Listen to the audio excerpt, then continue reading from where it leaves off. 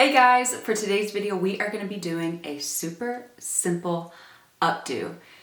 Are you a bridesmaid in a wedding? Are you a wedding guest? Are you going to prom? Do you just have some fancy special occasion, or maybe you just need a pretty hairstyle for work or for school? This is your video. This is step-by-step how to do an easy updo. So let's go ahead and get started. So today's video is in partnership with Tangle Teaser and their plant brush. So this brush right here is made from plant-based material. If you guys watched my makeup get ready with me video where I just kind of did a talk through and did my makeup, I talked more about how I just want to be more self-sufficient, make my own things, make my own foods, lotions, soaps, detergents, that kind of thing, and just ultimately live a more sustainable life. I really have been trying not to do like impulse shopping, and I've really been trying to watch what I buy. Is it a want? Is it a need? What is it? So the plant brush detangles the hair with smooth and healthy looking results. It's actually the same performance as the Tangle Teaser's iconic detangling range, but it's now just made with plant-based material. So you can use this brush in or out of the shower on wet hair. I like to use it in the shower. I like to use conditioner, start at the ends, and just kind of work my way up. Then I don't have to worry with my hair being super knotty and tangly once I get out of the shower. After I shower, I put my hair in a microfiber towel. Then again, I start at the ends. It's a lot easier to detangle since I already detangled it in the shower, but I just start at the ends, work my way up. And I don't use any products, no products, just this brush. Before this brush, I had to use all sorts of hair detanglers and creams to try to get all the knots out of my hair. Even my hairstylist, she's always like, your hair is so knotty and tangly, I hate brushing it. And one of these days, I'm going to bring her a Tangle Teaser brush. But you can see here, after I brush my hair, I can just easily put my fingers through it. It is seriously amazing. And then here's what my hair looks like after I let it dry and after I style it. So be sure to check out my description box. I will link the Tangle Teaser plant brush. But let's go ahead and get into the video. So what you want to do is you just want to leave out a section of hair up front on each side. I am choosing to part my hair to the side because I just think it looks better on me, but if you part your hair down the middle, great, perfect, either side.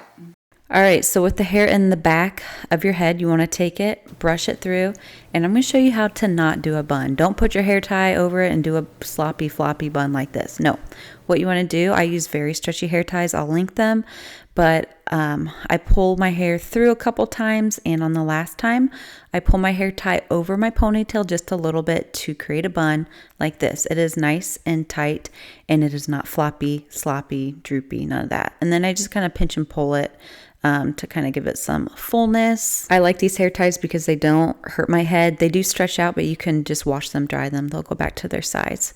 With the ends hanging out, I just brush them with my Tangle Teaser plant brush and then just bring them over the bun and bobby pin on the other side. Again, I've said this before, you want the grooves pointing down with your bobby pins. So insert them into the bun with the grooves facing down, not up. And then I just bobby pin underneath the bun, kind of pull it out a little, and then just kind of straighten it out if it's a little crooked like mine was. With the hair up front, I'm just pulling out some hair. You don't have to leave bangs out, but I like the look of it. And I'm just taking one of the sections and I'm just going to twist it around my finger. It doesn't matter which way you twist it, just twist it. And then just pinch and pull that twist. Make sure you're not holding on to the ends of the twist too tightly. You want to be able to very easily just pinch and pull the twist. Drape it around the top of the bun and bobby pin on the opposite side. And then I do the same thing with the opposite section of hair. I just twist it around my finger, holding it, not super tight, and just pinching and pulling it for some fullness and some texture. And then I'm just going to bring this twist over the top of my last twist, bring it around to the opposite side, and then bobby pinning it. Now, if you don't have a lot of hair, you can stop here and just kind of fan out your bun a little bit and call it a day. But if you have longer hair like mine, we got to do something with this hair hanging out. So I'm just taking a section of hair, twisting it around my finger, doing the same thing, pinching and pulling it, draping it across the bun over to the opposite section and bobby pinning to my head. Now I'm going to do this until I reach the bottom of my bun. So I'm just doing it one more time. So again, taking a section of hair, twisting it, pinching and pulling it, and then just draping it across that bun. It was kind of hard for me to see because I don't have a mirror in front of me. So it looks a little funky, but I'll fix it. So just drape it across to the other side, bobby pin. Then I just stick a bobby pin right in the center of it. You can do this with all your twists if you want it like extra secure, but I find this is just good enough. Tailor it to your needs, but then I'm just kind of pinching and pulling a little bit. I'll do that more later on. Now with the rest of the ends hanging out, I'm just going to take a section, wrap it around my finger, and then I'm just going to bobby pin. So as it's around my finger, I'm bobby pinning it. Doing the same thing, wrapping it around my finger. As it's around my finger, I'm just slipping my bobby pin right over the top of my finger where the hair is, and it secures it to my head. And I do this, yeah, one more time.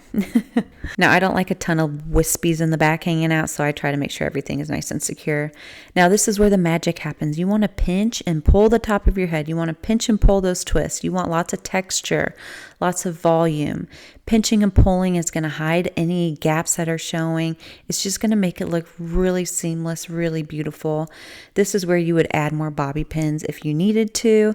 But here's what it ends up looking like from the front and the sides. I pulled out too much hair in the front, but that's okay. I just tucked it behind my ears. Both sides look flawless, 360 flawless.